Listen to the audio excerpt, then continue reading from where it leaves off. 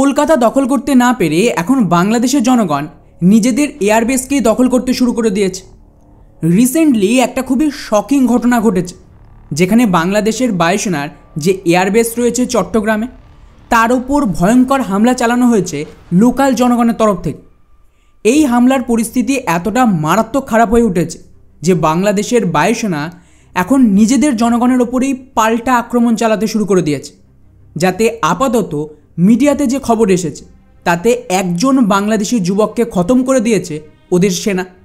অর্থাৎ এখন বাংলাদেশের সেনা আর ওদের জনগণ মুখোমুখি লড়াই করছে। ইন্টারেস্টিং ব্যাপার হলো, বাংলাদেশের কিছু লোক এই পুরো ঘটনার জন্য ভারতকে দোষারোপ করছে যে যা কিছু হয়েছে তার পেছনে নাকি ভারতের হাত রয়েছে।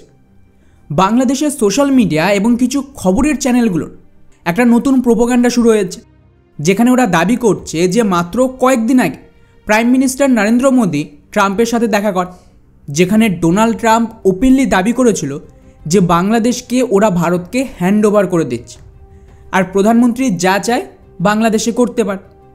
আর এই ঘটনার পরেই যেহেতু বাংলাদেশের এয়ারবেসের ওপর এইভাবে আক্রমণ হয়েছে, তাই বাংলাদেশি জনগণের দাবি এখানে ভারতের কোনো ষড়যন্ত্র রয়েছে। এখন এক্স্যাক্টলি কী হয়েছে সেটা জানা জরুরি, তবেই বোঝা যাবে সত্যি এখানে ভারতের কোনো হাত রয়েছে, ভারতীয় রকি এখানে অ্যাক্টিভ হয়ে নিজেদের অপারেশন চালাচ্ছে বাংলাদেশে, নাকি বাংলাদেশের ভেতরেই ভয়ঙ্কর কিছু ঘটেছে যেটা ওদের সরকার গোটা দুনিয়া থেকে লুকিয়ে রেখেছে। পুরোটা জানার চেষ্টা করব আজকের এই ভিডিওতে। তো বাংলাদেশের চট্টগ্রামের যে কক্সবাজার এরিয়া রয়েছে, যেটা একদম মিয়ানমারের সীমান্তের কাছে, ওখানে বাংলাদেশ বায়ুসেনার খুবই গুরুত্বপূর্ণ একটা এয়ারবেস রয়েছে। এটা কতটা গুরুত্বপূর্ণ তার আইডিয়া আপনি এর থেকেই পেয়ে যাবেন, যে এটাই কিন্তু বাংলাদেশ বায়ুসেনার প্রথম রেসপন্স হবে যদি মিয়ানমারের তরফ থেকে কোনো রকম আক্রমণ হয়। এমনকি গোটা চট্টগ্রামকে প্রোটেক্ট করার জন্য এটাই ওদের মূল এয়ার সাপোর্ট প্রোভাইড করবে। এখন বাংলাদেশের সরকারের দাবি অনুযায়ী এই এরিয়ায় গতকাল একজন বাংলাদেশি বাইক নিয়ে যাচ্ছিল এয়ারবেসের পাশ দিয়ে। ঠিক সেই মুহূর্তে বায়ুসেনার সৈনিকরা এই বাইক থামিয়ে কাগজপত্র দেখতে চাইলে জানা যায় যে যুবকের কাছে কোনো রকম নথিপত্র নেই, তাই সন্দেহজনক লাগায় ওদের বায়ুসেনা এই যুবককে তুলে নিয়ে যায় এয়ারবেসের ভেতর। ব্যাস, এরপরেই আচমকায় আশপাশ থেকে মোটামুটি 200-র অধিক লোকজন বাংলাদেশের এয়ারবেসের ওপর চড়াও হয়। ওরা নাকি জোর করে এয়ারবেসে ঢোকার চেষ্টা করছিল এবং মারাত্মক হামলা চালায়, যার একটা ভিডিও সামনে এসেছে। এখানে দাবি করা হচ্ছে যে এই এয়ারবেসের ওপর হামলা এতটা মারাত্মক ছিল যে বাংলাদেশের সৈনিকরা পাল্টা আক্রমণ করে আর ফায়ারিং শুরু, আর এতেই নাকি সাহেব নামক এক লোকাল ব্যক্তি মারা পড়ে। আর এই ঘটনার পর বাংলাদেশের জনগণের দাবি বায়ুসেনা এই ব্যক্তিকে গুলি করে মেরেছে আর টর্চারও করেছে, যেখানে বায়ুসেনার দাবি যে ওরা এমন কিছুই করেন, এই ব্যক্তিকে অন্য কেউ মেরে দিয়েছে। আর বন্ধুরা, এই ঘটনার যে সমস্ত ভিডিও ফুটেজ সোশ্যাল মিডিয়ায় ভাইরাল হচ্ছে, সেখানে স্পষ্ট দেখা যাচ্ছে যে বাংলাদেশের সৈনিকরা ডিরেক্টলি গুলি চালাচ্ছে এলোপাথারি। তো স্বাভাবিকভাবে যদি বাংলাদেশের সৈনিকরা গুলি না করে তাহলে ওই ব্যক্তি মরবে কী করে? এটা তো ছিল পুরো ঘটনা।